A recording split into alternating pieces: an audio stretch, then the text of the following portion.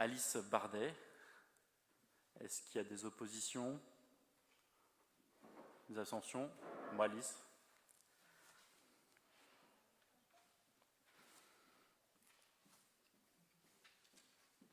Donc il est 18h35, nous ouvrons la séance. En préambule de cette séance, je vous propose de nous recueillir un instant, à la fois les mémoires de Samuel Paty, enseignant décédé et qui représentait les valeurs de la laïcité et les valeurs républicaines, et puis également M. Valéry Giscard d'Estaing, ancien président de la République. Donc je vous propose de vous lever et puis d'observer une minute de silence.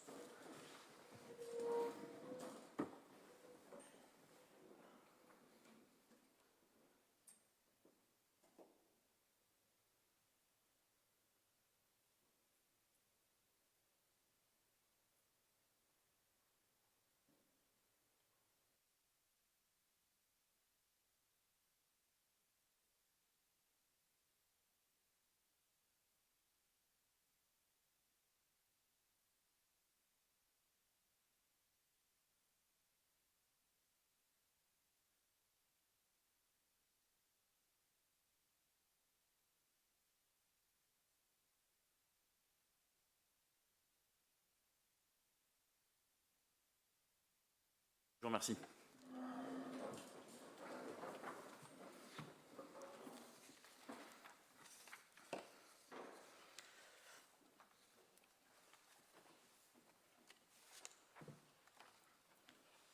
Alors je vous propose en premier lieu donc, un compte-rendu des décisions prises sur le fondement de la délégation permanente, donc notamment au regard de la régie de recettes, indemnités d'assurance, achat et renouvellement de concessions de mise à disposition. Donc vous avez le document en lecture.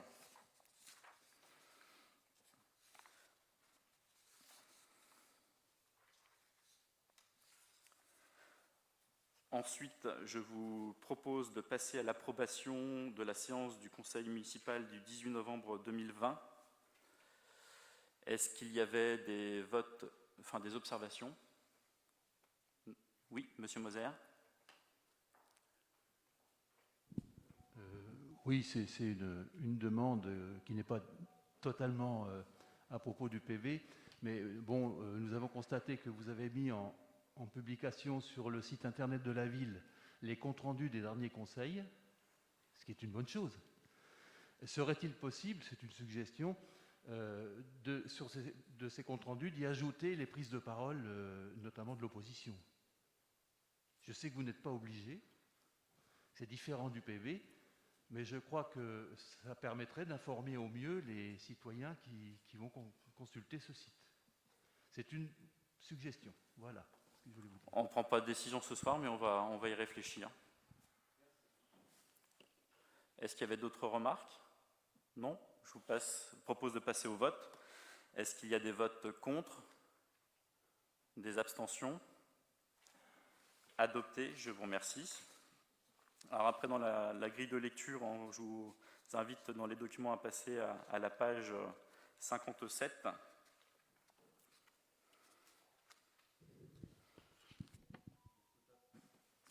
Pardon. Notamment sur le rapport de M. Stoder concernant l'école de musique et de danse, tarif 2020-2021, dégrèvement du premier trimestre. M. Stoder, alors juste un petit point, oui. Pour les prises de parole, pensez à lever la main pour qu'on puisse activer le micro. Je vous remercie. Bonsoir mes chers collègues, les tarifs trimestriels pour l'année scolaire 2020-2021 de l'école municipale de musique et de danse ont été arrêtés par délibération du 24 septembre 2020 comme suit. Donc vous avez les tableaux, je vous fais grâce de la lecture de l'ensemble des tableaux. Éveil, initiation pour la musique et la danse, parcours diplômant, enfants adultes, vous avez les différents tarifs.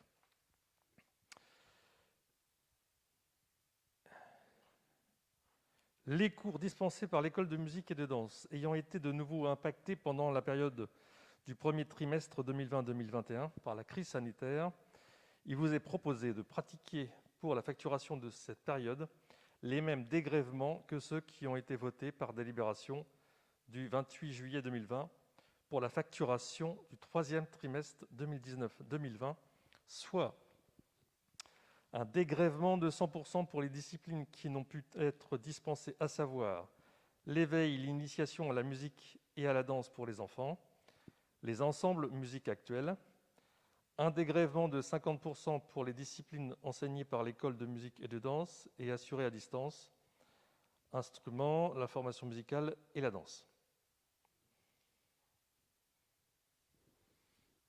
Merci. Est-ce qu'il y avait des remarques? Non? Je vous propose de passer au vote. Est-ce qu'il y a des votes contre? Des abstentions? Adopté à l'unanimité.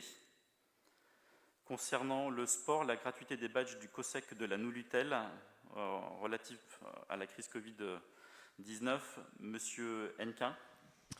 Merci Monsieur le maire. Mes chers collègues, l'accès au COSEC de la Noulutel est régi par un système de badges délivré aux présidents des associations utilisatrices des infrastructures. Ces badges sont attribués chaque année en date du 15 août et sont valables jusqu'au 15 juillet de l'année suivante. La facturation pour l'année 2019-2020 a été établie en décembre 2019. Donc le coût est de 3 € par badge, 30 € en cas de perte, de vol ou de détérioration d'un badge. Au vu du contexte sanitaire lié à l'épidémie de la Covid-19 et au regard des conditions d'accès encore incertaines pour le reste de l'année 2020-2021, la municipalité souhaite faire un geste financier auprès des associations en ne facturant pas les badges pour la période 2020-2021. L'impact financier pour l'année 2019-2020 est une perte de 600 € et devrait être semblable pour la période 2020-2021. En revanche, la facturation des badges perdus, volés ou détériorés sera maintenue dans les conditions habituelles. Aussi, mes chers collègues, vu l'énoncé ci-dessus, je vous demande de bien vouloir valider la non-facturation des badges d'accès au COSEC pour les associations utilisatrices régulières des infrastructures, dire que cette disposition est valable pour toute l'année 2020-2021, donc du 15 août au 15 juillet, et d'autoriser Monsieur le maire à signer toutes pièces utiles. Pour votre information, ça équivaut à peu près à 200 badges. Merci. Est-ce qu'il y avait des remarques? Je vous propose de passer au vote. Est-ce qu'il y a des votes contre? Des abstentions? Adopté à l'unanimité. Je vous propose de passer au point suivant. Donc, la convention d'objectifs entre la ville de Sainte-Savine et l'association de commerçants Les Vitrines de Sainte-Savine. Donc, comme évoqué précédemment, va être mis en place une convention d'objectifs entre la ville de Sainte-Savine et l'association de commerçants avec, vous en avez lecture, du projet de convention qui est ici. Et donc, nous vous proposons d'adopter cette convention et d'autoriser le maire à signer cette convention. Est-ce qu'il y avait des remarques? Non. Je vous propose de passer au vote. Est-ce qu'il y a des votes contre? Des abstentions? Adopté à l'unanimité.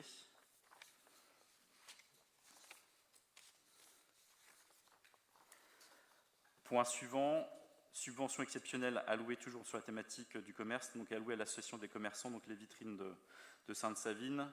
Donc vous avez lecture des différents objectifs de l'association avec une proposition de subvention exceptionnelle à hauteur de 22 500 € à destination de l'association des commerçants. Donc il vous est proposé au travers de ce rapport d'adopter et d'accepter cette subvention, vous dire que les crédits nécessaires sont inscrits au budget et d'autoriser Monsieur le maire à faire les démarches nécessaires et à signer toutes pièces utiles. Est-ce qu'il y avait des commentaires sur ce point?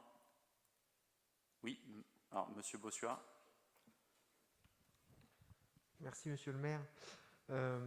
Oui, c'est une très bonne nouvelle que l'association des commerçants soit relancée. C'était des idées que nous avions déjà en 2014 puis en 2020. Donc on ne peut que se féliciter que l'association renaisse aujourd'hui et que la municipalité la soutienne activement dans ces opérations qui vont permettre de redynamiser l'avenue dans son ensemble et toute la ville, les commerçants, les artisans de Sainte-Savine, surtout dans les temps difficiles qu'ils connaissent aujourd'hui. Merci. Monsieur Moser.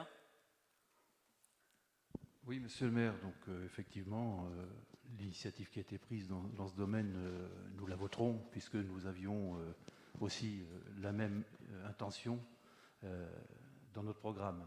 Donc c'est très bien qu'effectivement les choses bougent à ce niveau-là. Ceci dit, je voudrais vous demander quelques précisions Oui. Puisqu'on est là sur une mise en forme, hein, c'est un lancement, je sais que c'est pas simple, tout est très formel. Où en est cette association de commerçants? Est-ce qu'elle a déjà beaucoup d'adhérents? Est-ce que c'est facile, c'est pas facile? Enfin, déjà un petit peu, est-ce qu'on pourrait avoir quelques précisions sur là où vous en êtes de l'accompagnement de ce projet? Alors, pour information, en fait, nous, on a été facilitateur de la création de l'association. Il y a ensuite charge à l'association qui est autonome de s'organiser, sachant que donc, il y a un président qui a été élu au sein de l'association des commerçants, donc il y a le bureau et le conseil d'administration qui sont constitués, les statuts qui ont été déposés, et puis là, ils vont être en campagne d'adhésion qui est en cours. Après, je n'ai pas le nombre exact d'adhérents au jour d'aujourd'hui, mais en tout état de cause, la machine, elle est lancée de manière active, et puis en plus, il y a dû y avoir une présentation ces derniers jours à la presse, que ce soit Canal 32 ou l'Est Éclair. Donc en tout cas, il y a une dynamique qui est lancée avec, on peut s'en féliciter, une grande représentativité de types de commerce sur différents types d'activités et puis aussi de localisation au travers de Sainte-Savine. Oui, donc, j'ai pas fini, excusez-moi, Madame Zels. Eh oui, c'est rare, hein. Deuxième type de questionnement, donc vous avez eu un projet de budget qu'on a bien sûr en annexe 2, un projet de budget qui est très vague, bien sûr, pas précis, etc. Enfin, pas précis, mais une répartition un petit peu aléatoire. Quels sont les critères qui vous ont permis d'établir la hauteur de la subvention? 22 500 €, ce n'est pas rien. C'est l'équivalent pratiquement de la subvention qu'on donne au basket, avec 250 licenciés, etc. Donc voilà, comment vous avez pu établir ce montant de la subvention qui nous semble considérable. Et puis, je vais vous donner toutes mes questions, comme ça ce sera plus rapide. Était-il nécessaire de faire une subvention exceptionnelle dès maintenant? On est à quelques mois, enfin quelques semaines de la fin budgétaire. Est-ce que ça ne pouvait pas rentrer dans les subventions qu'on accorde aux associations dans le budget 2021, sachant que cette association, pour l'instant, est loin d'avoir encore des frais engagés sur la mise sur pied d'actions, etc. L'objectif étant, c'est de pouvoir lancer la machine, donner les moyens nécessaires à l'association de pouvoir se lancer. Et que là aussi, bien évidemment, en fait, pourquoi aussi cette inscription? C'était aussi, comme on l'avait évoqué, dans le cadre de la ventilation du budget des Arts de la Rue, d'affecter une partie, comme on l'avait évoqué, d'affecter une partie de cette manifestation sur l'action à destination du soutien au commerce de proximité. Et donc là, c'est l'écriture, et c'est de donner les moyens à l'association de pouvoir lancer un certain nombre d'activités de manière opérationnelle dès 2021, et dès que les conditions sanitaires le permettront. Ok, merci. Oui. Alors, Madame Zels. Oui, merci. Effectivement, c'est une bonne initiative, mais comme toutes les collectivités, je pense qu'il est important d'accompagner, de ne pas faire à la place, de laisser peut-être la chambre de commerce aussi là intervenir parce que c'est son cœur de métier pour les aider. Le début d'une association de commerçants, c'est toujours compliqué. Donc, je pense que la mairie a un rôle d'accompagnement, de facilitateur, mais en tout cas, il faut les laisser vraiment, j'allais dire, travailler entre eux et avoir des initiatives de commerçants. Merci, c'est totalement l'objet. Hein. Il y a bien évidemment des contacts qui ont été pris avec la chambre de commerce, donc il y a des choses qui sont en route et que nous, on a joué le rôle de facilitateur, et puis après, on a laissé la main, maintenant que c'est organisé, que l'association a des statuts déposés. Enfin, voilà, maintenant, ils sont autonomes pour démarrer leur activité associative. Alors, je vais laisser quand même la parole à Monsieur Croquet, qui souhaitait prendre la parole. Merci. Alors moi aussi, je me félicite de la recréation de cette association. On était tous d'accord là-dessus. Je voulais simplement savoir, est-ce que l'année d'après, il y aura à peu près le même montant de fonds alloués? Là, c'est l'année, entre guillemets, c'est l'année test, c'est l'année de lancement. Et puis après, comme on l'évoquait, là, c'est le lancement. Et au regard des actions qui seront entreprises, le montant de la subvention pourra être ajusté à la hausse, à la baisse. Enfin, voilà, ça sera aussi au regard du projet d'activité que l'on pourra ensuite budgéter les éléments nécessaires à la vie de l'association. C'était bon? J'ai répondu? Bon, c'est parfait. S'il n'y a pas d'autres remarques, je vous propose de passer au vote. Est-ce qu'il y a des votes contre? Des abstentions? Adopté à l'unanimité.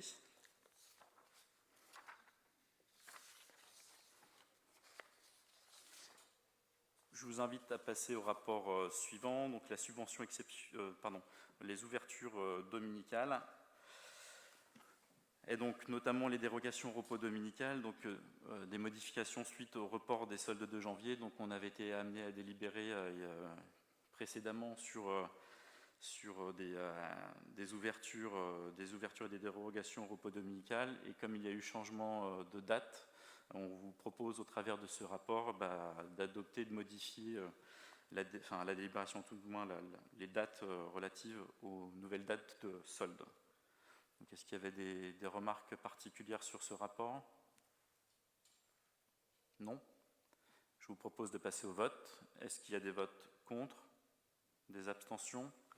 Adopté à l'unanimité.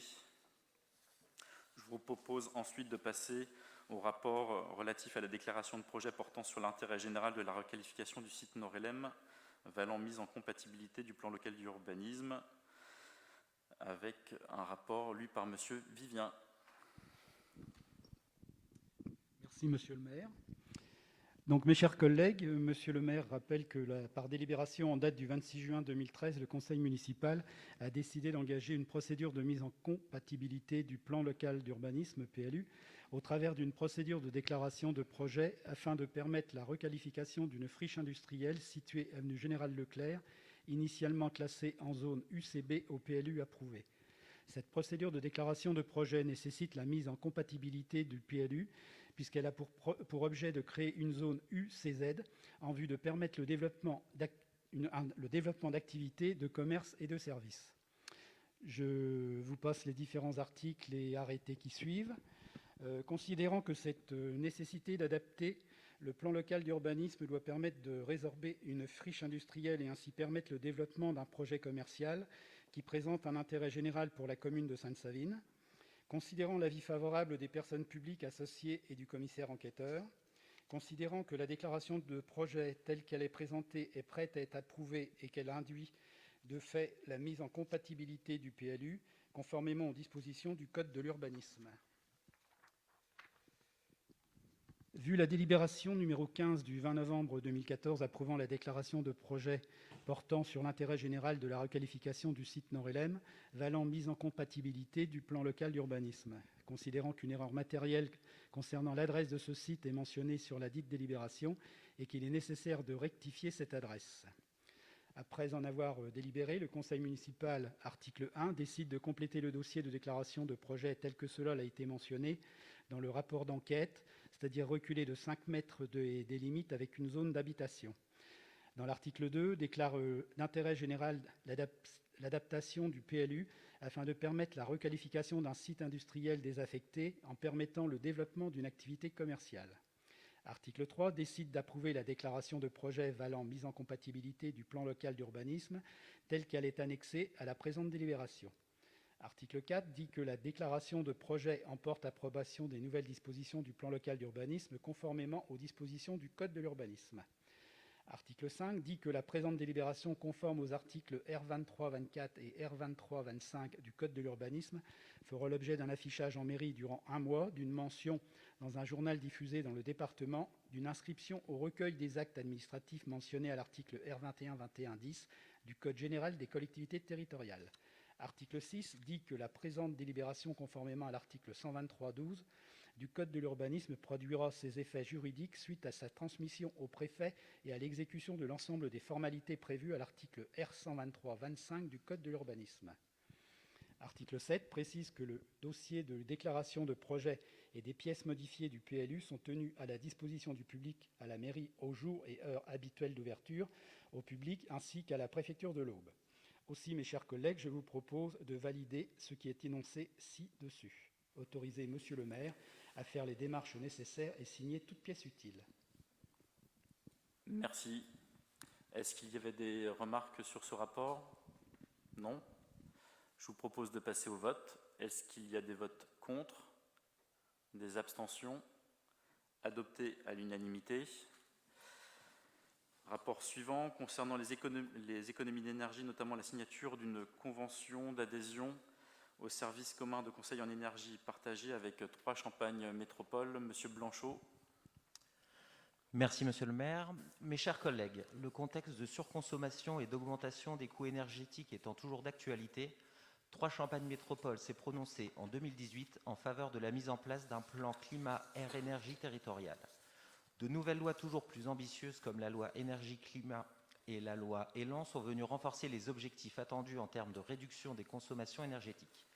Elles imposent notamment la réalisation de travaux d'amélioration de la performance énergétique des bâtiments à usage tertiaire pour atteindre les objectifs de réduction de 40% de la consommation d'énergie fossile d'ici 2030 par rapport à 2012, contre 30% précédemment, et la réduction de la consommation énergétique finale de 40%, 50% et 60%, respectivement pour 2030, 2040 et 2050 par rapport à 2010 dans les bâtiments de plus de 1000 m².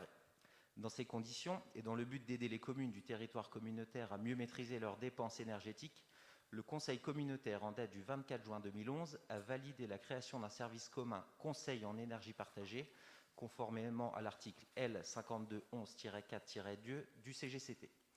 Ce service a notamment pour mission d'établir des diagnostics énergétiques avec préconisation, de comparer et de prioriser face à des patrimoines parfois vieillissants et de plus en plus énergivores, de gérer comptablement l'énergie à l'aide de bilans et tableaux de bord, de présenter à la commune les modalités de financement existantes pour mettre en application les préconisations, d'observer les résultats obtenus à la suite des interventions effectuées. La convention actuelle, approuvée par délibération d'un conseil municipal précédent, arrive à son terme le 31 décembre 2020. Aussi, 3 Champagne Métropole nous propose la signature d'une nouvelle convention. La présente a pour objet de définir les modalités selon lesquelles la commune va bénéficier du service commun conseil en énergie partagée.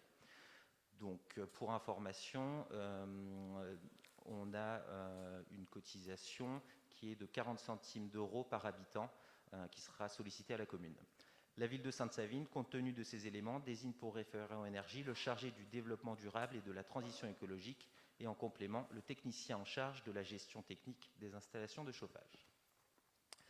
Mes chers collègues, vu le CGCT, je vous demande de bien vouloir adhérer au service de conseil en énergie partagée auprès de 3 Champagne Métropole et autoriser Monsieur le maire à faire les démarches nécessaires et à signer la convention d'adhésion au service en énergie partagée ainsi que tout document utile.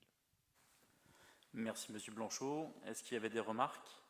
Monsieur Croquet. Oui, j'aimerais savoir, on est à combien de pourcents depuis 2012 en réduction là actuellement? Alors, je n'ai pas les chiffres, poser une colle en... Alors, pour vous répondre, on n'a pas les chiffres directement en tête, mais on a rencontré il y a 3 mois, à la fin de cette convention, donc le service de TCM, donc qui nous a fait un premier bilan, qui nous a fait quelques préconisations. On a pu notamment relever sur plusieurs bâtiments un souci au niveau des forfaits pris en énergie, notamment en électricité, qui ne correspondaient pas forcément à la consommation du bâtiment. Donc là, le but de cette convention, c'est de travailler vraiment étroitement avec eux et de pouvoir mettre en place une politique sur leurs préconisations. Donc là, on vient de prendre en compte, il y a beaucoup de bâtiments à prendre en compte. On leur a fourni également les documents nécessaires. Donc la prochaine analyse, on pourra vraiment avoir des données et s'inscrire dans ce projet de réduction de consommation des bâtiments. Voilà. Oui, puis si besoin, on vous donnera les chiffres. Hein. Si ça vous intéresse, on regardera avec TCM au niveau des chiffres. L'objectif étant, comme le soulignait M. Blanchot, hein, c'est aussi d'être dans une optique vraiment de réduction des consommations énergétiques, à la fois en termes financiers, mais aussi en termes d'impact environnemental. Il est bien évident qu'au regard du bâti relativement ancien que possède la collectivité, il y a énormément de travaux à faire sur notamment la consommation et les déperditions d'énergie. Donc c'est vraiment un chantier sur lequel on est investi et c'est pour ça également que nous avons un conseiller délégué en charge de la thématique. D'accord. Et est-ce qu'il y aura un plan parallèle pour les privés, pour les Saviniens par exemple? Alors, il faut savoir qu'en fait, il y a en fait un service, notamment le service Écotois, qui est proposé par Trois Champagnes Métropole qui intervient dans le domaine du particulier. Nous, en tant que collectivité, en tant que Sainte-Savine, nous, on n'intervient pas de manière directe. Par contre, il y a Trois Champagnes Métropole qui intervient sur cette thématique, où il y a un diagnostic et un accompagnement d'un technicien de Trois Champagnes Métropole qui vise à faire un diagnostic sur un habitat et d'envisager en fait une politique de transformation du bâti pour qu'il puisse être le moins énergivore possible. Donc il y a des choses qui sont disponibles et donc on invite bien évidemment les Saviniens qui le souhaitent à se rapprocher de Trois Champagnes Métropole et des services pour bénéficier de ce service vraiment utile avec des techniciens de qualité. Monsieur Moser. Ah pardon, Monsieur Dulce, que j'avais vu lever avant, et ensuite Monsieur Moser. Juste pour aller plus loin dans la réflexion de Monsieur Croquet, je pense que c'est quand même intéressant aussi que la ville puisse communiquer auprès des habitants de ces services, les relayer notamment au niveau du site de la ville. Il y a déjà des relais. Hein. Oui, mais d'aller vraiment dans de la communication, parce que c'est aussi en apportant des ressources auprès des habitants qui pourront aller plus loin chez eux. Et ces diagnostics, on en entend parler depuis longtemps. On n'a pas forcément de retour, nous, à l'opposition. On n'a pas eu vraiment l'idée de l'ampleur de ce qui devait être constitué sur la ville. Donc ça serait bien aussi d'avoir les résultats de ces rapports. Merci. Oui. Ou sinon, on voit comme ça, on va répondre aux deux. Monsieur Moser. Oui, pour répondre aussi aux questions de Monsieur Dulce, d'ailleurs. Je veux dire que le Conseil en énergie partagée, dont on a fait l'expérience pendant 6 ans, en ce qui me concerne, et effectivement, c'est vraiment un travail très intéressant, très précieux. Alors, pour quand même donner quelques questions sur ce qui s'est passé avant, c'est avec le Conseil en énergie partagée qu'on a fait les premiers diagnostics bâtiments qui nous ont permis de mettre en place ce qu'on a appelé le plan de progrès. Vous vous souvenez qu'on en parlait au Conseil municipal. Le plan de progrès nous a permis de changer les chaudières qu'il fallait changer, etc., donc sur les bâtiments. Écoles, etc. On avait aussi dans ce cadre-là travaillé sur les gymnases parce que le problème de chauffage des gymnases est important. Ça ressortira vraisemblablement dans les diagnostics actualisés. Et puis, faisait partie aussi de ce travail tout ce qui a été fait sur l'éclairage public, de manière à baisser la consommation énergétique en éclairage public où on était entre moins 17 et moins 25%. Donc je pense qu'on est plus loin maintenant. Donc c'est pour vous donner un aperçu d'où on part. Mais effectivement, on a un bâti qui va demander encore des investissements si on veut arriver à des fonctionnements beaucoup moins coûteux. On partage le même constat. Bastien, tu souhaitais compléter éventuellement ? Oui, non, pour reprendre un petit peu ce que vient de dire M. Moser, la reconduite de ce partenariat, nous arrivant aux manettes, entre guillemets, le but c'est d'établir vraiment une relation avec eux. On a pu s'apercevoir lors de leur présentation qu'il y avait aussi un manque peut-être de communication entre les services de la ville et ce service en conseil partagé. Il y avait beaucoup d'éléments contractuels ou qui n'avaient pas. Donc le but là, ça va être de leur fournir tous les éléments pour qu'on ait un compte rendu et avoir des chiffres vraiment les plus exhaustifs possibles. Parce que les chiffres, on leur fait dire un peu ce qu'on veut. Il faut vraiment une étude approfondie des bâtiments et c'est au bout de quelques temps qu'on pourra aussi nous engager notre plan de rénovation des bâtiments. Voilà, c'est tout ce que je voulais dire. Mais en tout cas, pour rebondir, c'est une thématique sur laquelle on prend vraiment à bras le corps cette thématique. On réfléchit aussi sur la mobilisation aussi de moyens financiers, de cofinancement, sur notamment la rénovation pas la rénovation, mais tout du moins en fait l'économie d'énergie. Donc il y a des dispositifs, comme on l'avait évoqué pendant la campagne, qui existent. Et donc là, on a entrepris un certain nombre de démarches auprès de partenaires qui pourront nous accompagner sur la mise en œuvre de dispositifs qui permettront de réduire de manière efficace les consommations énergétiques et d'avoir un impact environnemental le moindre impact environnemental. Est-ce qu'il y avait... Oui. Monsieur le maire, c'est vrai que les Saviniens sont souvent sollicités par des propositions commerciales sur des choses de réduction d'énergie, sont un peu perdus. Et c'est pour ça que j'insiste sur l'aspect communication, parce qu'avoir des relais de municipalités, que ce soit par le TCM ou par la ville de Sainte-Savine, c'est très important, ça sécurise, ça rassure aussi les habitants dans des choix qui ne sont pas évidents. avec pléthore d'opérateurs qui ne sont pas toujours très clairs ni très fiables. Non, on est bien conscient, on est vigilant, et puis voilà, il y a des choses qui sont en route, donc quand ce sera opportun, et aussi en commission, on pourra aussi en échanger, mais en tout cas, oui, sur l'accompagnement des particuliers, c'est aussi un axe qu'il faut prendre à bras-le-corps. Est-ce qu'il y avait d'autres remarques? Je vous propose de passer au vote. Est-ce qu'il y a des votes contre? Des abstentions? Adopté à l'unanimité. Toujours Monsieur Blanchot, concernant la convention mission de conseil en conduite d'opération. Merci Monsieur le maire. Mes chers collègues, la commune de Sainte-Savine est actuellement propriétaire d'un local situé 39 avenue Gallieni, place du Forum. Cet immeuble est affecté au service de médiathèque municipale. La commune a en projet le redimensionnement de son service public et pour ce faire, souhaite étudier préalablement la faisabilité de l'acquisition, y compris chiffrage, la réhabilitation et l'aménagement des surfaces attenantes à sa propriété actuelle, lesquelles sont libres de toute occupation et mises à la vente par le bailleur propriétaire, l'OPH Obimmobilier. L'étude devra intégrer la mise à niveau et l'aménagement de la médiathèque actuelle dans l'optique de bâtir un projet présentant une cohérence globale pour servir l'ensemble des usages souhaités pour son futur service de médiathèque municipale. Cette mission consiste à apporter conseil en conduite d'opération en phase préopérationnelle de ce projet d'investissement. Ce conseil est assuré, à titre gracieux, par le chargé de mission du département désigné à cet effet. Je vous passe un petit peu la réglementation.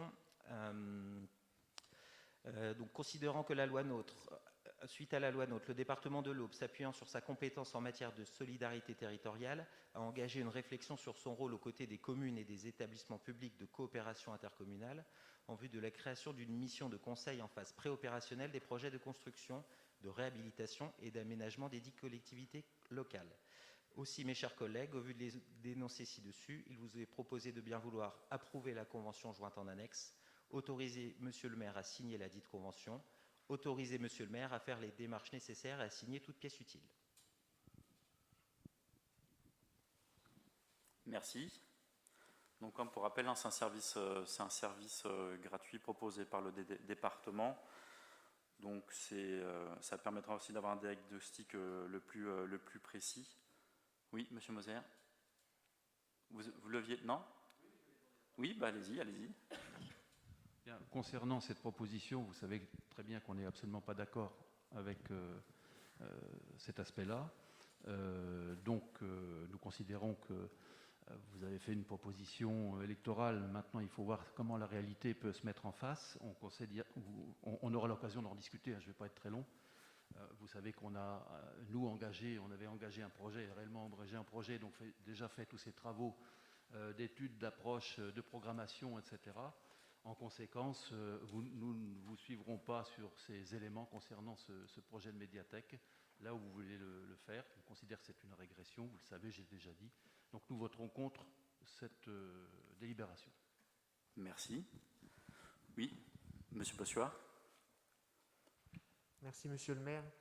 Nous voterons pour cette convention, parce que je pense que c'est important aussi de se fier sur le conseil départemental qui nous permet de faire cette étude gracieusement, donc c'est une bonne chose. Et puis ce projet de médiathèque, effectivement, il était à revoir. On l'a combattu durant le mandat précédent.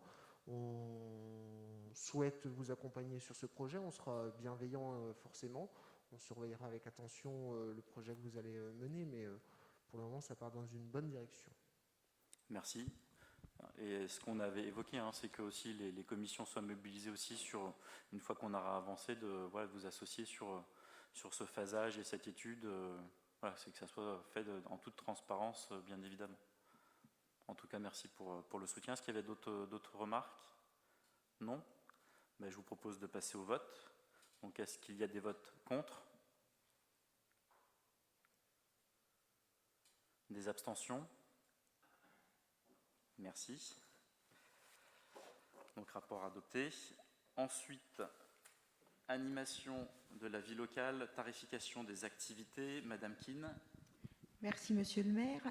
Mes chers collègues, le centre social municipal dispose d'une tarification établie chaque année pour la période du début septembre jusqu'à la fin du mois d'août suivant, permettant aux usagers de bénéficier de différents services proposés par la structure. La tarification est instaurée sur les bases suivantes: adhésion annuelle au centre social par foyer, cotisation annuelle ou trimestrielle par activité, tarification pour des activités ponctuelles par personne et par activité. Pour l'année en cours, les tarifs ont été votés lors du conseil municipal du 15 juillet 2020. Suite à la décision municipale de ne pas renouveler l'agrément centre social arrivant à échéance le 30 décembre 2020, il convient d'adapter les modalités de tarification pour les activités du centre animation de la vie locale jusqu'au 31 août 2021. Dans un premier temps, afin d'éviter la complexité des démarches et de favoriser la compréhension des usagers, une continuité vis-à-vis de la tarification en cours est proposée. Les tarifs actuels des cotisations et activités seront maintenus. Les personnes déjà inscrites au centre social entre septembre et décembre 2020 n'auront pas de nouvelles démarches à effectuer. Pour toute nouvelle inscription, quelle que soit l'activité souhaitée, l'adhésion annuelle au centre social sera supprimée. Une réflexion approfondie sera menée très prochainement sur les modalités d'inscription et de facturation du service en vue de la rentrée de septembre 2021. Aussi, mes chers collègues, je vous demande de bien vouloir valider la tarification des activités et du service, dire qu'ils seront applicables à compter du 1er janvier 2021 jusqu'au 1er septembre 2021 et autoriser Monsieur le maire à signer toutes pièces utiles. Merci. Est-ce qu'il y avait des commentaires? Monsieur Moser? Oui, monsieur le maire, donc je constate que la municipalité a décidé de ne pas renouveler l'habilitation avec la CAF, c'est bien ça? C'est pas ça, c'est l'agrément centre social. L'agrément, et c'est en liaison avec la CAF? Oui. Oui, voilà, ça revient au même, je sais que c'était en question. Quelles sont les incidences de cette décision? Parce qu'on sait que la CAF finançait un certain nombre d'actions de manière assez importante. On sait qu'il y aura des incidences éventuellement. Que va-t-il en être du point de vue de l'organisation des activités? Que va-t-il en être du point de vue des personnels? Donc, est-ce que vous pourriez nous donner un petit peu les éléments qui font que vous avez pris cette décision? Oui, si Monsieur Dux... Non, mais sinon, je vais faire une réponse globale au cas où. Monsieur Dulst. Oui, excusez-moi, je n'ai pas levé là. Oui, ça va tout à fait dans le sens de M. Moser. En fait, il y avait une partie de subvention qui était liée à l'affiliation à la CAF. Donc, est-ce que ce sera compensé d'une manière ou d'une autre? Est-ce que ça va impacter nos concitoyens ou pas? Alors, pour répondre, il y a des éléments qui avaient été abordés, notamment en commission, donc je pense qu'il y avait peut-être dû y avoir des échanges entre vous. Alors, c'est pas parce qu'en fait on ne renouvelle pas l'agrément centre social qu'il n'y a plus de collaboration avec la CAF, puisqu'en fait il y a l'agrément centre social et il y a des actions aussi qui sont menées et qui sont financées par la CAF. L'agrément centre social, en fait, en termes de timing, puisque M. Moser n'est pas sans savoir, c'est que la collectivité précédente avait demandé une prolongation d'1 an pour réécrire un projet. Or, il s'est avéré que, compte tenu du timing et de la situation et du contexte, les équipes n'étaient pas en capacité de proposer quelque chose de totalement ficelé. Nous venions en responsabilité et en écoutant et en dialoguant avec les équipes, s'est posé vite la question sur la pertinence et l'équilibre engagement-coût. Parce que certes, d'un côté, vous avez un financement qui est autour notamment qui finance en partie en fait un poste d'encadrement, c'est-à-dire qu'en fait l'agrément centre social requiert un certain nombre d'exigences, de reporting, d'écriture, etc. Et que globalement, dans l'équilibre budgétaire, les moyens que vous devez déployer à un moment donné pour avoir cet agrément ne couvrent limite à peine le financement qui est requis. Sachant qu'il y a eu des mouvements au sein du personnel, notamment du personnel d'encadrement du centre social. On n'a plus forcément le personnel qui est en situation d'encadrement, qui était fléché sur ce financement. Et donc, en fait, en termes d'équilibre, il n'y a pas du tout quelque part d'impact, voire même peut-être un impact positif, mais ça sera à établir. Donc voilà, il n'y a pas d'impact financier au détriment des Saviniens.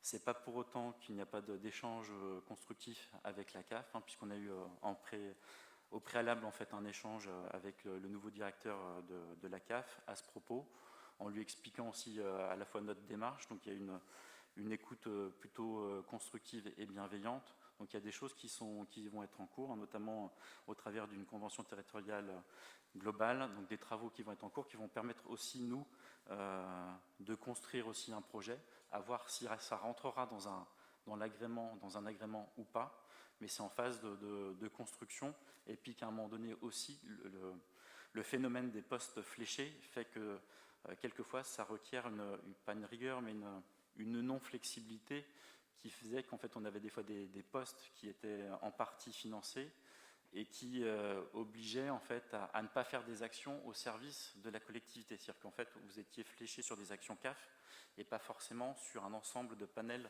d'activités. Donc il y avait aussi des contraintes relativement lourdes. Il y a des échanges qui sont en discussion. Donc voilà, en tout cas il n'y a pas d'impact au regard de l'agrément CAF, il n'y a pas d'impact financier. Oui, Monsieur Croquet. Oui, quand j'avais posé cette question en commission, vous m'aviez expliqué comme quoi, de toute façon, il fallait embaucher un directeur et que le coût du salaire du directeur reviendrait au financement de la CAF. C'est à peu près ça. Donc voilà, c'est aussi un équilibre. Effectivement, c'est une étiquette qu'on met. Agrément centre social. Après, c'est qu'est-ce qu'on y fait derrière. Et donc l'avantage et ce qui nous guide aussi, c'est le service rendu à la population. Donc voilà, c'est d'abord la vision du service, et puis après, si ça rentre dans un agrément, tant mieux. Sinon, c'est pas grave. De toute façon, de toute manière, en termes de financier, il n'y a pas d'impact. Monsieur Moser. Ça va compléter, parce que c'est plus une discussion qu'une remise en cause. Effectivement, la CAF imposait un certain nombre d'exigences, y compris jusque dans l'encadrement des enfants, c'est-à-dire qu'on avait des petits groupes. Même si c'était effectivement un peu rigide comme système, vous allez pouvoir avoir plus de souplesse par rapport à ça. Donc, l'emploi des personnels va peut-être se trouver modifié. Ça oblige effectivement peut-être à une réécriture, mais ça c'est fait avec les équipes en concertation, puis c'est quand même à la base en fait des équipes de la collectivité. Hein. Sauf qu'à un moment donné, il y avait une partie des fois de fléchage, financement CAF. Bon, ça reste quand même des agents de la collectivité. C'est pas des salariés de la CAF. Ça veut dire aussi qu'au niveau des activités, il y a une diversité. Plus de souplesse. Plus de souplesse, peut-être moins de diversité, pas toujours, mais il y a tout un programme à refaire, je pense, pour s'adapter à cette souplesse structurelle.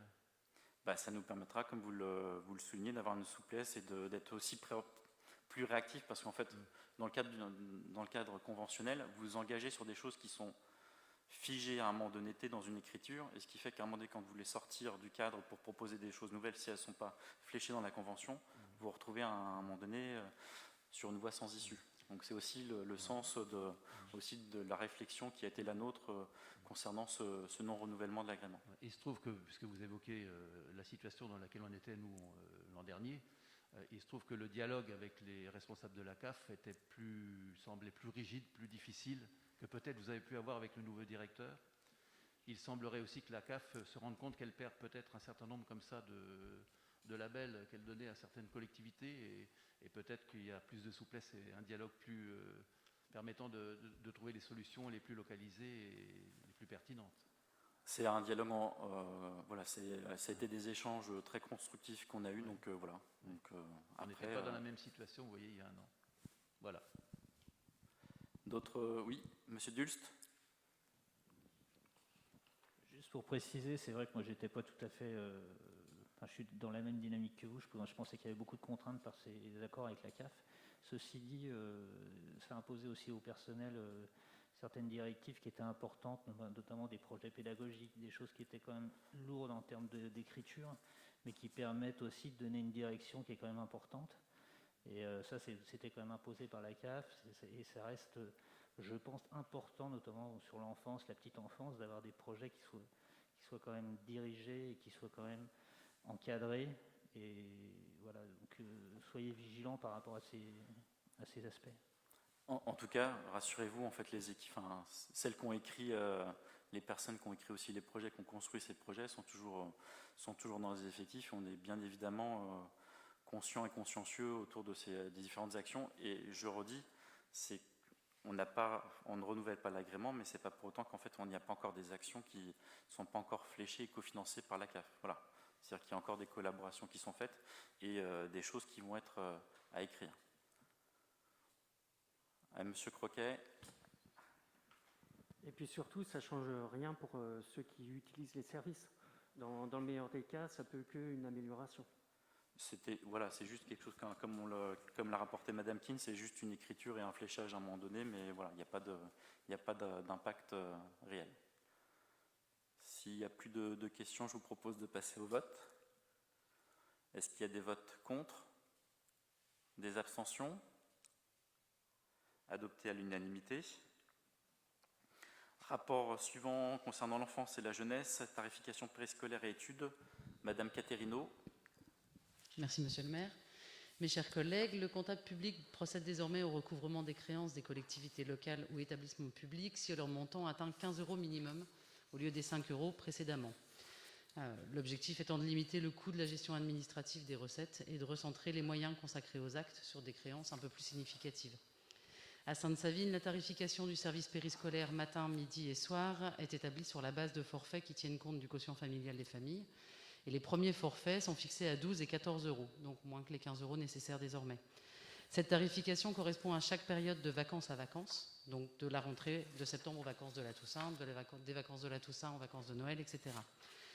Afin de rentrer dans le cadre imposé par le Trésor public, nous devons revoir les modalités de facturation de ce service. Et pour permettre l'édition de factures qui seraient supérieures à 15 € sans pour autant impacter les familles, nous vous proposons de revoir la fréquence de facturation en la rendant trimestrielle. Nous passerions donc à 3 périodes de facturation. Premier trimestre de septembre à décembre, deuxième trimestre de janvier à mars, troisième trimestre d'avril à juillet, avec des factures qui passeraient pour les plus basses à 24 € au lieu des 12 € précédemment.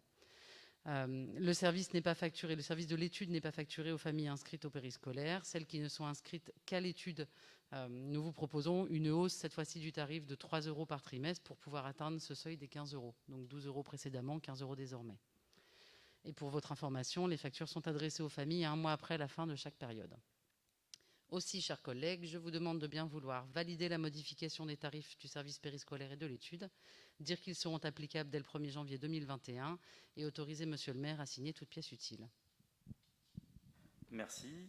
Est-ce qu'il y avait des commentaires? Je vous propose de passer au vote. Est-ce qu'il y a des votes contre? Des abstentions? Adopté à l'unanimité. Rapport suivant, Madame Caterino, concernant la tarification du secteur jeune pour la période de janvier à août 2021. Mes chers collègues, pour permettre une cohérence pédagogique et de fonctionnement au sein des accueils collectifs de mineurs de la commune, nous avons fait le choix d'intégrer à compter du 1er janvier 2021 l'ACM secteur jeune qui est destiné aux adolescents au service enfance-jeunesse. Ce service gère actuellement les accueils de loisirs maternels et primaires. L'accueil des adolescents était jusqu'à présent géré par le centre social municipal. Cette nouvelle organisation favorisera, selon nous et selon les équipes en charge, le cheminement des enfants sur les différentes structures d'accueil, donc activités, fonctionnement adaptés à chaque âge, passerelle, animation partagée, ainsi que la collaboration entre les équipes de direction et d'animation. Pour l'année scolaire en cours, un certain nombre d'inscriptions au secteur jeune ont été gérées par le centre social selon les conditions suivantes, donc adhésion annuelle au centre social, cotisation annuelle au secteur jeune et facturation à l'activité. En prévision du transfert du secteur jeune vers le service enfance-jeunesse au 1er janvier 2021, il convient donc d'adapter les modalités de tarification jusqu'au 31 août. Dans un premier temps, pour éviter la complexité des démarches et favoriser la compréhension des jeunes et de leurs familles, une continuité vis-à-vis de la gestion du service par le centre social est proposée. Pour les jeunes déjà inscrits au centre social entre septembre et décembre 2020, pas de nouvelles démarches à effectuer. L'inscription reste valable dans les mêmes conditions jusqu'au 31 août. Pour les nouveaux inscrits à compter de janvier 2021, nous supprimerons l'adhésion au centre social et le règlement de la cotisation annuelle sera du même montant que celui appliqué précédemment. La facturation sera faite également à l'activité selon la tarification qui est appliquée jusque-là, donc en fonction des activités proposées. Une réflexion approfondie sera menée sur les modalités d'inscription et de facturation du service en vue de la rentrée 2021, septembre. L'objectif à terme étant de garantir une cohérence avec la gestion des autres ACM tout en s'adaptant aux spécificités du public adolescent. Mes chers collègues, je vous demande donc de bien vouloir valider les adaptations proposées concernant la tarification du secteur jeune, dire qu'elles seront applicables au 1er janvier 2021 jusqu'au 31 août 2021 et autoriser Monsieur le maire à signer toute pièce utile. Merci. Est-ce qu'il y avait des remarques? Non? Oui, Monsieur Dulst. Oui, est-ce qu'on a une idée, Monsieur le maire, des effectifs qui sont aujourd'hui dans le secteur jeune? Est-ce qu'avec le Covid, on a réussi à quand même fédérer un peu de notre jeunesse? Madame Quattarino. Aux vacances de la Toussaint, ils ont accueilli une vingtaine de jeunes. Alors ce qu'il faut savoir aujourd'hui, c'est que sur le secteur adolescent, il y avait une certaine liberté pour les jeunes, donc à partir de 12 ans jusqu'à 18 ans, qui n'avaient pas forcément non plus pour venir dans le foyer d'obligation d'inscrire ou de rester tout le temps. C'est là où on souhaite faire une évolution pour qu'entre 12 et 15 ans au moins, il y ait un mode de fonctionnement qui soit similaire à un centre aéré classique en fait. Là, les attentes des équipes pour les vacances de Noël notamment sont entre 10 et 15 jeunes. Les équipes en charge font le tour, rencontrent les jeunes, puisqu'on sait tous qu'avec le confinement, il y a eu quand même des soucis aussi de comportement, de vide, de secteur vacant. Donc ils sont sur le terrain, ils rencontrent les jeunes, ils vont à la sortie du collège, et puis ils espèrent pouvoir accueillir 10 à 15 jeunes, en sachant qu'aux périodes de Noël, on sait que c'est généralement moitié moins que ce qui est attendu au niveau des ados et des enfants dans les autres structures, avec l'espérance de pouvoir monter un petit peu en puissance sur les vacances suivantes, dès lors que le bouche à oreille sera passé aussi sur les nouveaux modes de fonctionnement. Cela répondait à vos interrogations? Ouais. Est-ce qu'il y avait d'autres commentaires? Non. Je vous propose de passer au vote. Est-ce qu'il y a des votes contre? Des abstentions? Adopté à l'unanimité. Rapport suivant concernant la désignation des délégués du SDDEA pour la compétence eau potable, avec notamment des modifications, enfin une modification. Monsieur Huard. Merci Monsieur le maire. Rapport désignation des délégués au SDDEA, donc syndicat départemental des eaux, pour la compétence eau potable, modification. Mes chers collègues, par délibération numéro 11 du 18 décembre 2018, notre Assemblée a décidé de transférer à dater du 1er janvier 2019 la totalité de la compétence eau potable exercée par la commune au SDDEA.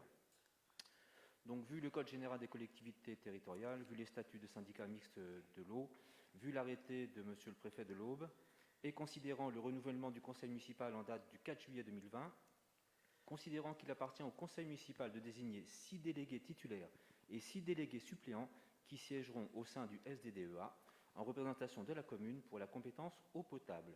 Vu la délibération numéro 13 en date du 15 juillet 2020 désignant les délégués du SDDEA pour la compétence de l'eau, considérant que suite à la démission de M. Bernard Marandet, conseiller municipal, il convient de le remplacer. Pour mémoire, les membres désignés lors de la séance du Conseil du 15 juillet 2020 sont titulaires M. Olivier Frajman, M. Michel Vivien, M. Bastien Blanchot, M. Virgile Hennequin, M. Jean-François Lex et Mme Thiédrez. En suppléant, M. Laurent Vandalen, M. Gérald Duhard, Mme Cécile Ribaille, M. Alain Moser, Mme Maude Omise et Mme Anne-Marie Zels.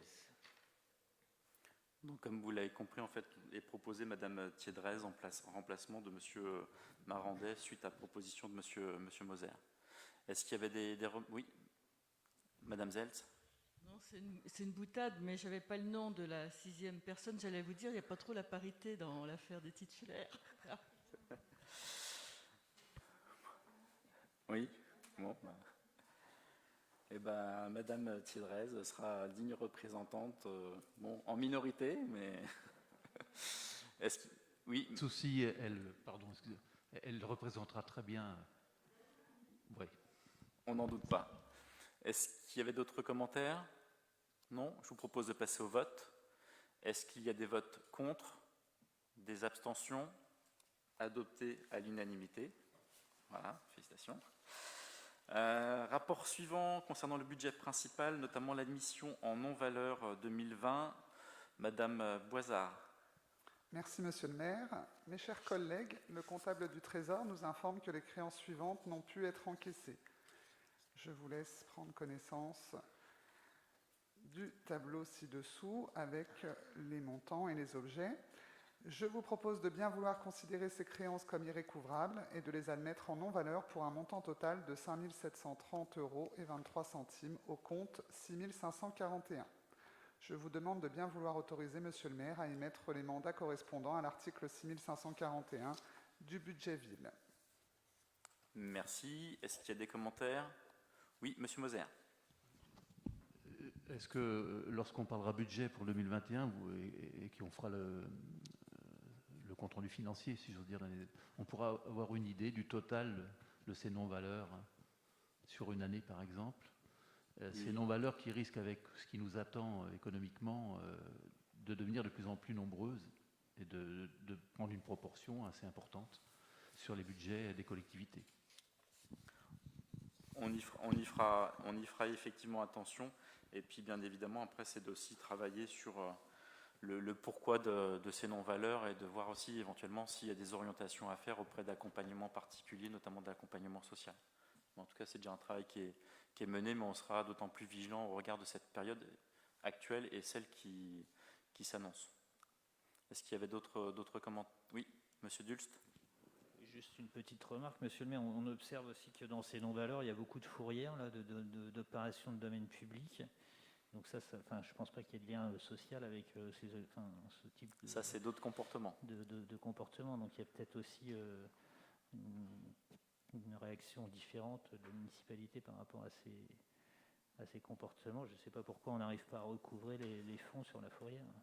Alors après, là, il faudrait éventuellement interroger le comptable public, mais voilà, si le comptable public n'est pas en capacité de les recouvrir, c'est qu'à mon avis, il y a des raisons. En tout état de cause, on n'a pas forcément les remontées d'informations en tant que telles. On pourrait éventuellement creuser sur ce sujet, mais voilà, c'est quand même le comptable public qui poursuit. On pourra peut-être leur demander d'être éventuellement plus insistant, mais je n'ai pas d'autres éléments à vous... Globalement, il y a quand même 7 fourrières non remboursées là, sur le rapport pour des montants avoisinant 300 €, ce qui représente quand même... Alors, les mises en fourrière coûtent... voilà, oui, non, mais clairement, mais ça interpelle. On n'a jamais eu ce genre de rapport jusqu'à présent, quoi.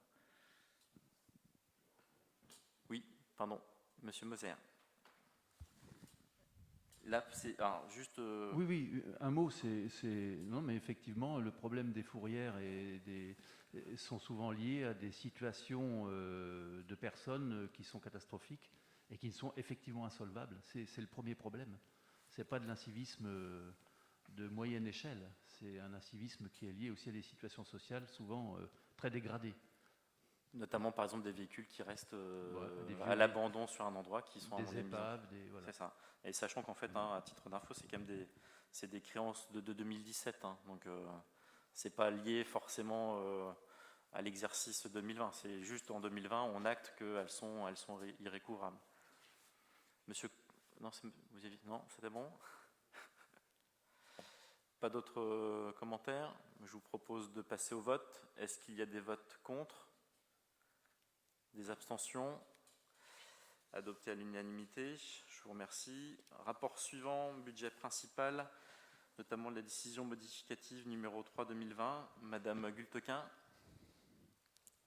Merci, Monsieur le maire. Mes chers collègues, il vous est proposé de modifier les crédits alloués au budget 2020.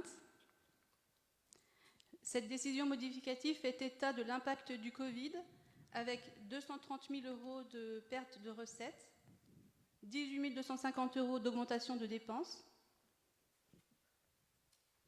On y reporte la subvention à l'association Les Vitrines de Sainte-Savine pour 22 500 €.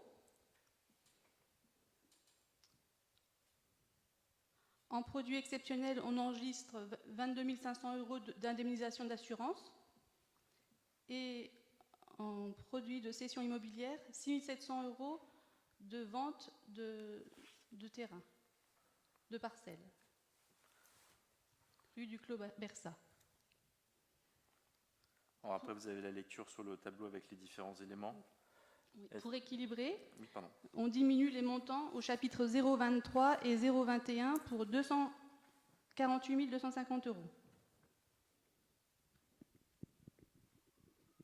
Merci. Est-ce qu'il y avait des remarques particulières? Non? Je vous propose de passer au vote. Est-ce qu'il y a des votes contre? Des abstentions? Adopté. Je vous remercie. Rapport suivant. Alors, dispositions budgétaires applicables avant le vote du budget primitif 2021. Je retrouve juste mes petites feuilles. Monsieur Blanchot.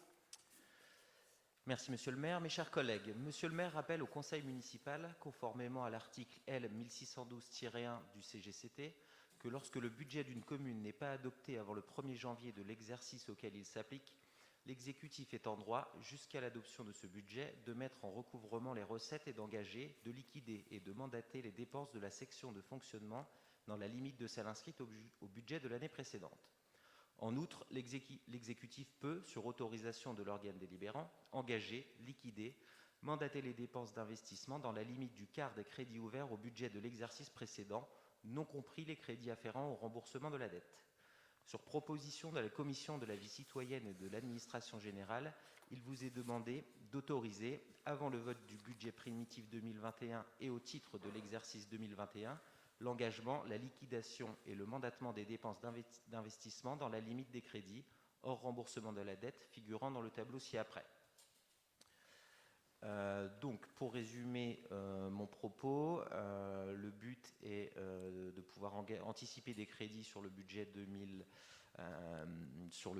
suivant qui sera voté au mois d'avril pour pouvoir entamer un fonctionnement. Donc, on peut analyser ces avances de crédit, notamment le chapitre 23 à hauteur de 150 000 € pour faire face aux situations d'urgence que la collectivité ne peut pas anticiper. Au registre du patrimoine bâti, 200 000 € pour engager le programme de réhabilitation de travaux urgents dans les écoles. Dans le domaine de l'aménagement du territoire, 400 000 € pour une étude de la circulation, du stationnement et le rattrapage du programme des travaux de voirie qui n'ont pas pu être effectués en raison du contexte que tout un chacun connaît.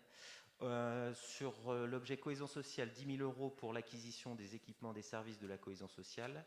Au registre de la culture, 10 000 € pour l'équipement scénique pour le festival Coursivite. Et enfin, pour les ressources de l'administration, 50 000 € pour l'achat de logiciels et matériel informatique. Merci. Monsieur Moser. Oui, bon, bien sûr, l'opération que vous faites est une opération normale. C'est bien de pouvoir anticiper sur les crédits pour 2021. Ça vous permettra d'aller plus vite. Par contre, j'ai une question concernant l'aménagement du territoire. En quoi les 400 000 € que vous voulez mettre à disposition concernent une étude de circulation et de stationnement et des travaux de voirie? Est-ce que vous pourrez avoir un peu plus d'éléments détaillés sur ces 400 000 €, et notamment sur l'étude? Monsieur Monchot. Oui, alors donc, comme vous l'avez constaté, les 400 000 € accrédités concernent les travaux de voirie, comme je l'ai expliqué auparavant, qui n'ont pas pu être effectués. Donc ça représente déjà une bonne somme des 400 000 €. Vous pouvez préciser? Comment? Vous pourriez préciser de quelle voirie s'agit-il? Les travaux d'entretien de la voirie courante qui n'ont pas pu être effectués pendant la période de Covid. Oui.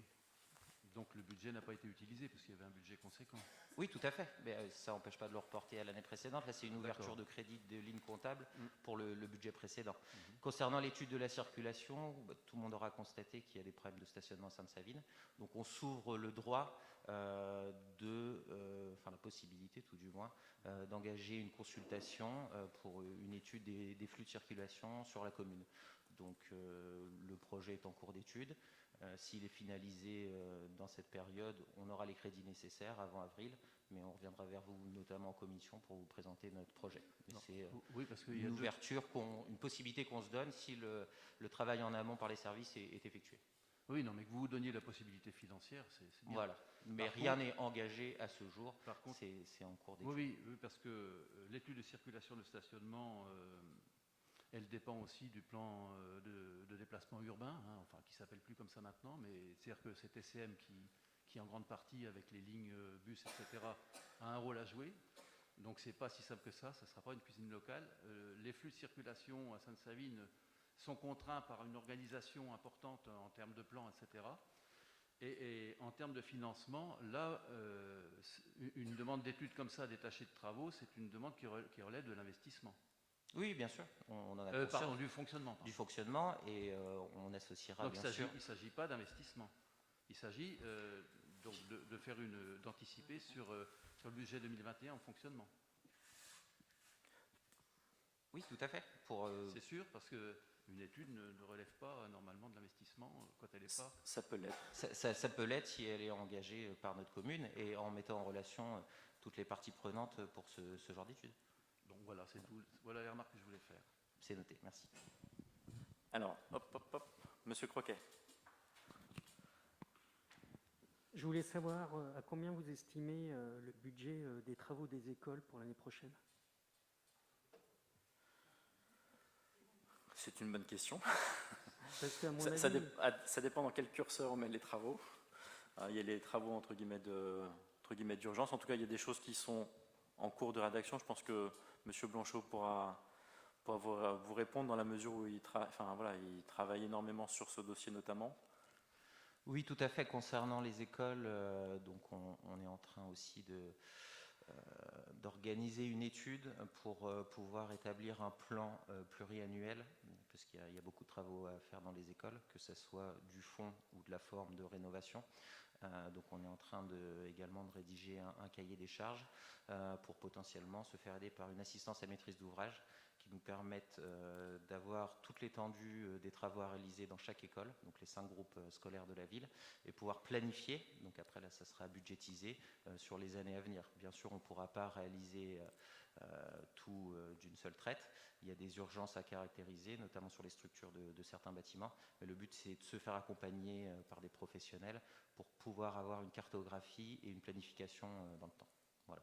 Donc on n'en est pas encore à la phase de budget des travaux à proprement parler, mais il y a une étude préalable bien sûr à mener pour ne pas colmater les brèches au fur et à mesure qu'on voit un désordre, mais pour avoir une réflexion plus globale sur ce pôle-là. Voilà.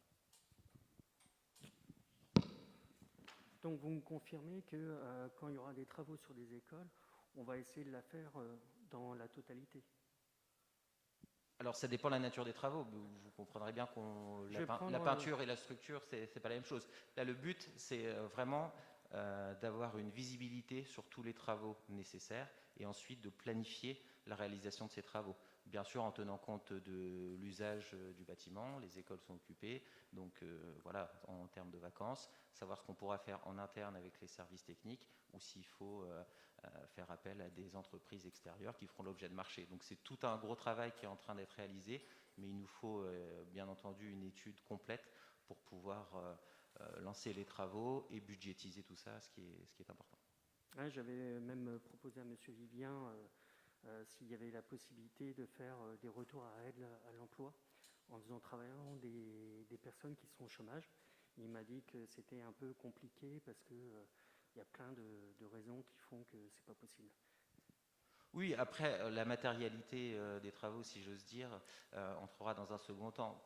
Je me répète, mais dans un premier temps, il faut qu'on ait une visibilité sur les travaux. On ne peut pas se lancer comme ça dans de multiples travaux qui n'auront pas d'effet pérenne sur les écoles. Voilà. Il faut vraiment qu'on ait un compte-rendu propre des travaux effectués. Là, on est dans l'approche budgétaire, puis après sur les déclinaisons opérationnelles, on verra si c'est fait des fois des choses en interne, si c'est fait via des prestataires, si c'est fait par des marchés, et après si c'est fait par des marchés éventuellement via des clauses sociales. Enfin, voilà, mais ça, on n'en est pas encore à ce degré-là de précision.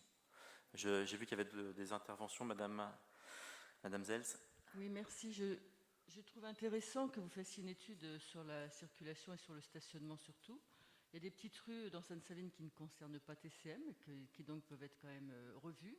Et puis sur le stationnement, on voit tous dans la ville, au moment du changement de quinzaine, que c'est quand même très compliqué. On fait souvent du gymkhana. Et je pense que c'est une vraie problématique qui n'a pas été prise en compte durant le dernier mandat et qu'on avait évoqué aussi. Et je pense quand même important qu'on puisse régler ce problème Parce que je vois aussi de temps en temps des personnes qui se disputent dans la rue à cause du stationnement des voitures. Et ça, c'est un peu dommageable pour la citoyenneté. Ouais, Monsieur Blanchot.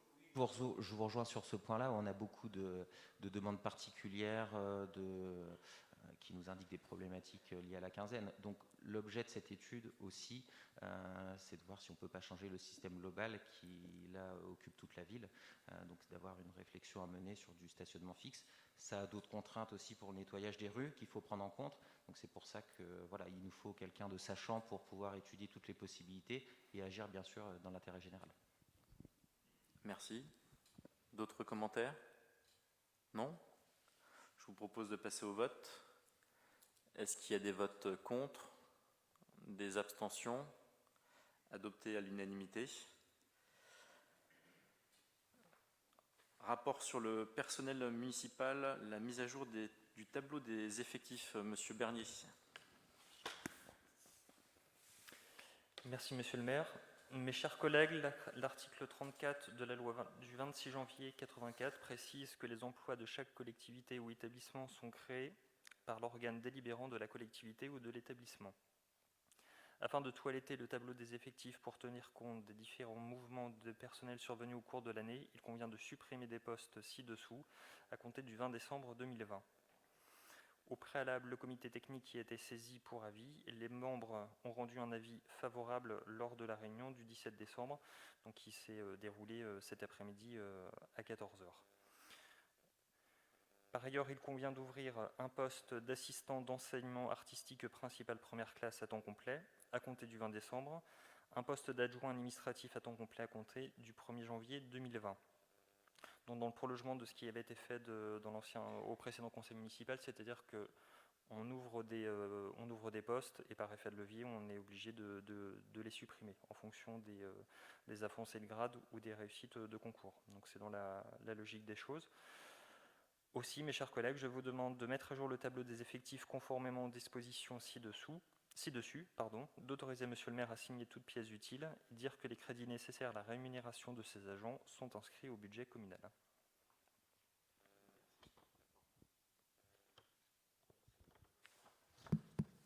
Merci.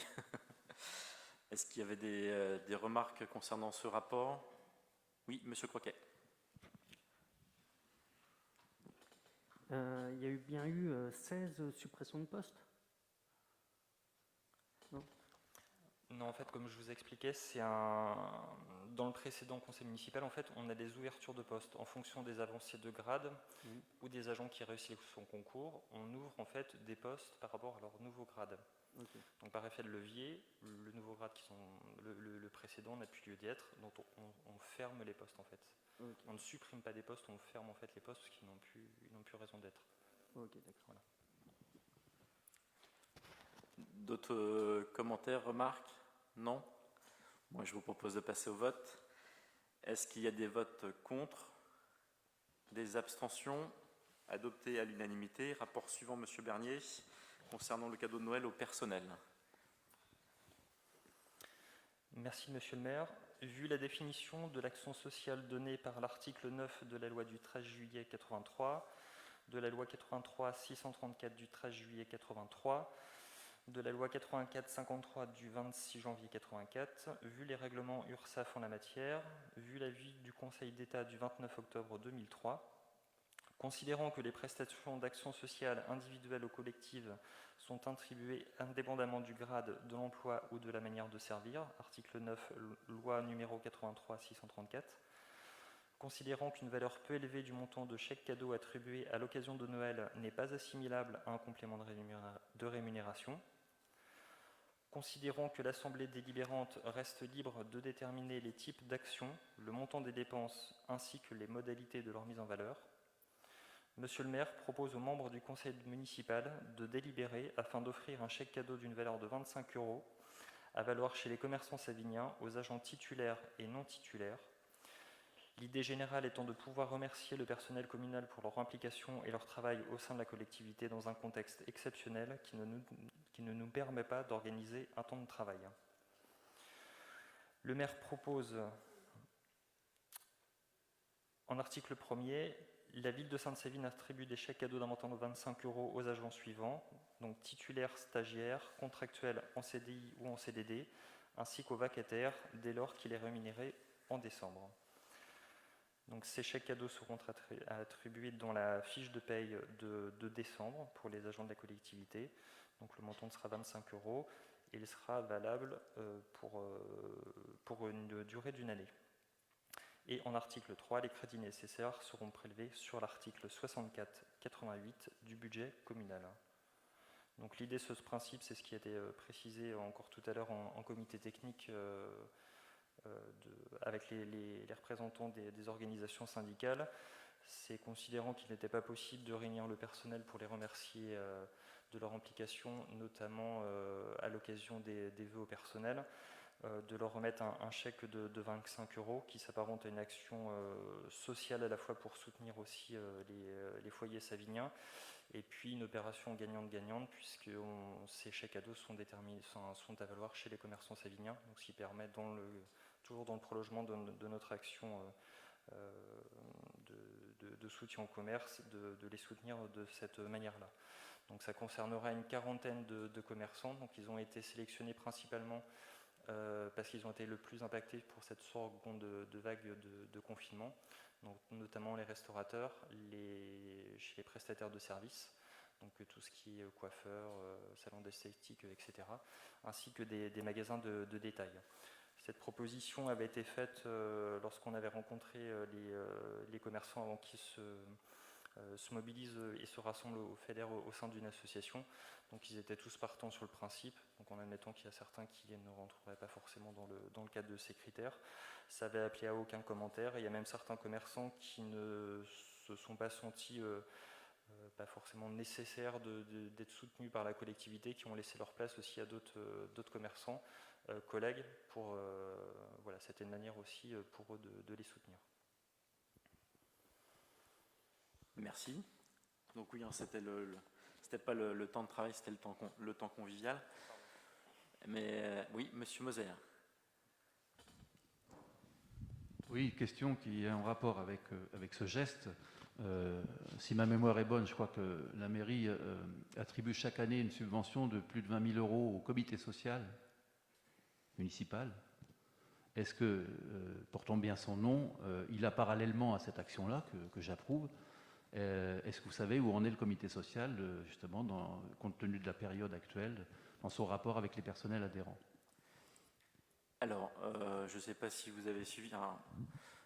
Oui, alors, Monsieur Hennequin qui souhaite prendre la parole éventuellement, mais en tout cas, oui, je vous laisse détailler, puis je rebondirai s'il y a besoin de compléter. Au niveau du comité social, il n'y a pas tous les agents qui, du coup, se sont inscrits au comité social. Et en complément du fait qu'il n'y aura pas le repas de Noël des agents du COS, ils ont reversé un chèque cadeau également de 40 €. Voilà. Et puis, donc, il y a eu distribution. Il y a eu la distribution jeudi dernier, en fait, des cadeaux de Noël donc aux enfants des agents, ainsi que leur panier qui leur est destiné, en fait, chaque année pour Noël. Est-ce qu'il y avait d'autres commentaires? Non? Je vous propose de passer au vote. Est-ce qu'il y a des votes contre? Des abstentions? Adopté à l'unanimité. Rapport suivant concernant la prime Covid du département de l'Aube au personnel de la résidence autonomie Les Orchidées. Monsieur Laville. Merci Monsieur le maire. Donc, il s'agit de remettre une prime au personnel soignant, donc pour notre cas ceux de la résidence Les Orchidées, donc à titre de reconnaissance financière du département. La prime est d'un montant de 1 000 € par salarié ayant exercé une activité continue pendant la période de référence comprise entre le 1er mars et le 30 avril 2020, et donc sera remise au prorata du temps de travail et des jours d'absence.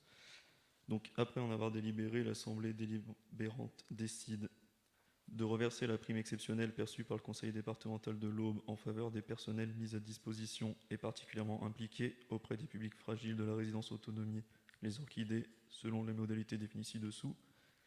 Donc aucun jour d'absence, versement de l'intégralité des 1 000 €. Entre 15 et 30 jours d'absence, versement de 50% de la prime. Et plus de 30 jours d'absence, pas de versement de prime.